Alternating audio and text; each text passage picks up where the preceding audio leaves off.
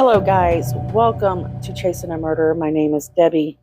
And I know I said that was going to be the last video that I covered on this Ana Walshe, especially since I'm not getting the views expected. But you know what? This story is such a fascinating mystery. It is a devastating mystery. And most of all, I think about those three boys attached to this young lady, Ana Walshe, 36, who lives in Cosset, Massachusetts, with her husband, quite older than her, Bryan Walshe. If you're not familiar with the story, make sure that you check out my other videos that I previously uploaded. It's December 31st, really. It's New Year's Eve, and they have a friend over to celebrate the holiday. We'll talk more on him in just a second. Ana Walshe tells her husband that there's an emergency at one of the properties that she manages. That's according to her husband's account, anyhow. She's supposed to catch a flight, but she never does. Now, according to what we know at this time, her husband never even reports her missing until nearly 4 days after she's been missing. January 1st, January 2nd, 3rd, and then the 4th. So who are the ones that actually ended up reporting her missing if he didn't have any concern? Well, it was her coworkers. And since Anna's been reported missing, investigators have found some very questionable items, and they raise eyebrows. And for investigators, several red flags. Bryan Walshe was arrested shortly after she was reported missing for misleading police. They get a warrant and they find DNA evidence of some type of residue in the basement of their home, along with a knife that they said it had some residue on that as well, and that the knife was damaged. They search landfills around areas that they track Bryan visiting, and they say that they find even more questionable things. So at the beginning of this, police were very enthusiastic with reaching out to the public. But since Bryan's arrest, they are shutting things down. In fact, there's been a few new warrants, according to a Fox News article, that were impounded, which means that they are returned and not available to the public. A Fox reporter asked if those warrants will be unsealed, and the court said, as far as I know, they won't be. And what investigators find at that landfill we're hearing is spooky itself. They find a blood-soaked rug, hatchet, trash bags, supposedly with residue in that. And as far as we know, that evidence, they keep uncovering a bit more each day. And since Bryan Walshe is behind bars, that gives investigators a little bit more time to investigate and look deeper into the days leading up to his arrest. Not to mention, Bryan failed to mention to investigators that he went on a shopping trip January 2nd and spent $450 about in cleaning supplies, buckets, various types of tape, trash bags. There was just some questionable items in there. And let's not forget about the fact that what they found Bryan was searching on the internet was damning in itself. How to take care of a 115-pound woman's remains or body. Even worse, how to dismember. All we know is Bryan is on house arrest. This is because he borrowed 2 Andy Warhol paintings, made copies of those, sold them on eBay. There's a lot more detail to this, but we're not going to go into it. And his wife had written a letter to the judge recently, not too long ago, claiming that her husband is a changed man and that he's trying to live a more positive life. I have that letter in a previous video. We learned that Ana seemed to love her husband, and she would do whatever she could to help him thrive in life. But we really didn't know much about this couple. We knew that there must be some type of trouble brewing, but why aren't the signs showing that this just happened overnight? Well, right now we have friends that are actually coming out of the woodworks that are sharing a little bit more information, bringing a little bit more light to this case. A few of her friends were concerned about her 3 boys who were under the state's care. They were concerned about them being fostered out and being separated. Since then, they've been raising money and trying to get those boys to where they can go with someone where they can remain together. As of right now, there is no signs of their mother, Ana Walshe, anywhere. And right now, investigators are expanding their search out to other towns surrounding Cosset.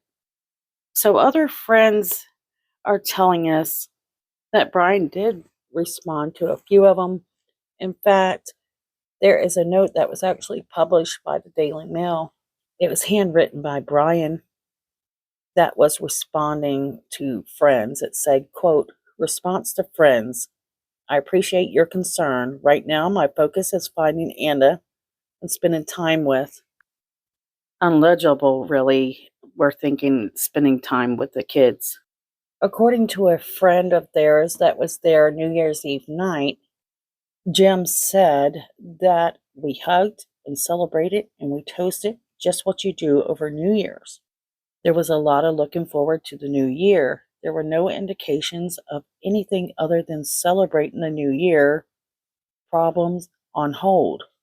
That's according to WBZ TV. I think this guy is quite interesting because he was there until he said around 1 or 1:30 a.m. that morning, and she had just left a couple of hours later. So, he's kind of in the middle of all this. If it happened in the time span that Bryan claimed it happened. If not, a lot of people are suspecting possibly this could have happened a little bit later on New Year's Day. According to a friend who says that they rented a Massachusetts apartment from the couple, Bryan and Ana, who say that this new developing story has left them with many questions. Bryan Sleva says, "It just doesn't make sense at all." Mandy Sleva said, "She was my friend. She would bring over alcohol, like bottles of wine for the holidays, or bring us chocolates. And we would do the same. I would drop off cookies at her house for her children." Mandy says that she has known this couple for around 8 years. And in those 8 years, the last 6 months seemed like, well, something felt off. She says that Ana was actually rushing to get rid of assets, including her car and an apartment, the very same apartment that she was living in and renting from them. She had actually closed the 28th or the 29th, right before she went missing, and she got a cash sale. According to Bryan, he said that he got a message from Bryan Walshe January 1st saying Happy New Year. And during that time, there was no mention of his wife, Ana. He wrote, "Happy New Year. Sorry for the delay. I misplaced my phone and my son just found it."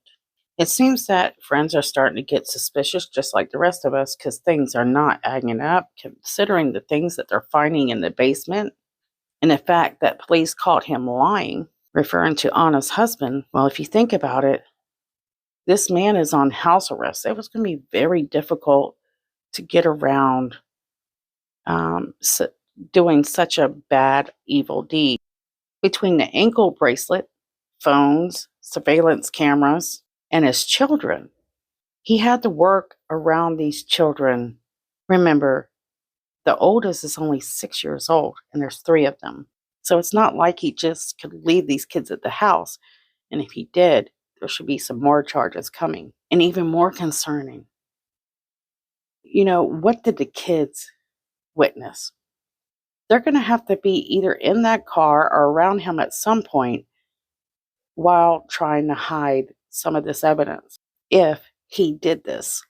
So it seems that police, well, as long as they keep digging, there should be plenty of evidence if Bryan is guilty.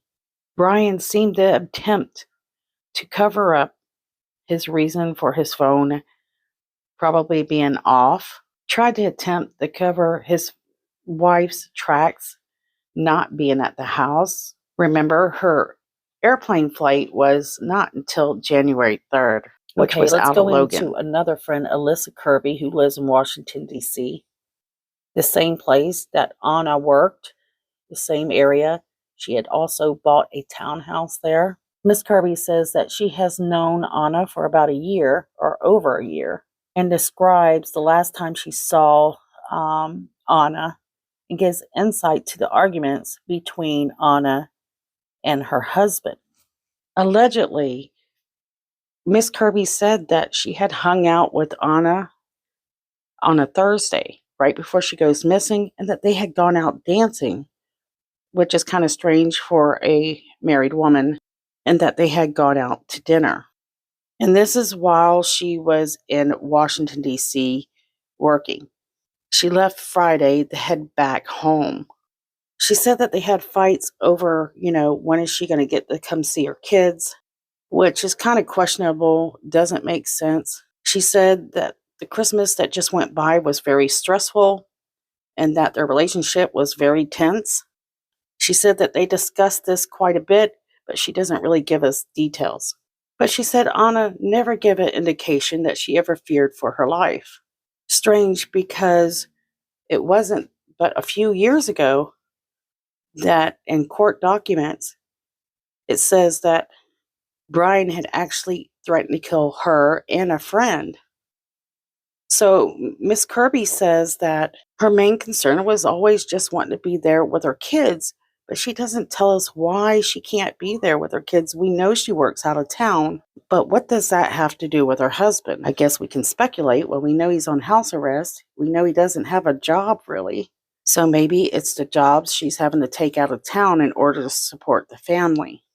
She also explained that Ana was very much in love with her husband and that when they met, it was love at first sight, and that anything that he'd done in the past was just bad choices and that she trusted him.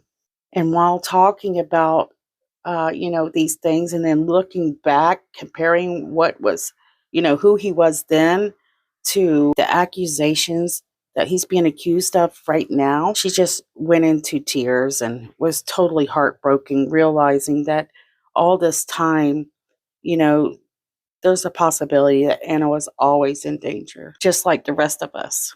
So co-workers of Ana said, well, they were expecting a big surprise in the new year, but now they have no idea if and when they'll ever know what she had in mind.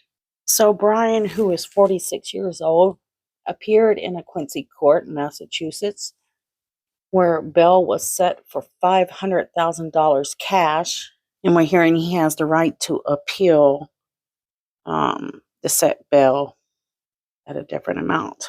He's also set to appear in court February 9th.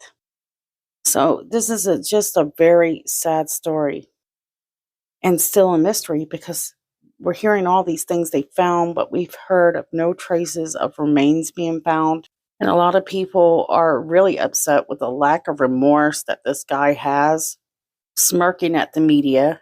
A lot of people are saying, well, he was surprised by that, so that's what triggered him to smile. But let's think about this. If, this was you and you know what you had done, I don't think a smile is going to be the appropriate reaction. Most cases, you're going to put your head down in shame at least. And the fact that we're learning that he had actually threatened her life and her friends is enough to send chills running up anyone's spine. And right now, it just isn't looking so good for Bryan Walshe. And of course, we have to wait for all the evidence to come in. He is innocent until proven guilty. But I would like for you guys to share your thoughts below. And if you enjoy these videos, take a moment to donate to my Patreon. Either like, subscribe, even share. And we use these big stories to push these little faces, these stories that continue to go on, no justice whatsoever. Stories like Dulce, Summer, Donita, and Jasmine Robinson. Thank you so much for your support, and to those that have donated on Patreon, love you guys so much. And I'm working on a video to show my appreciation to those of you that have been so supportive. Love you, and I'll see you guys soon.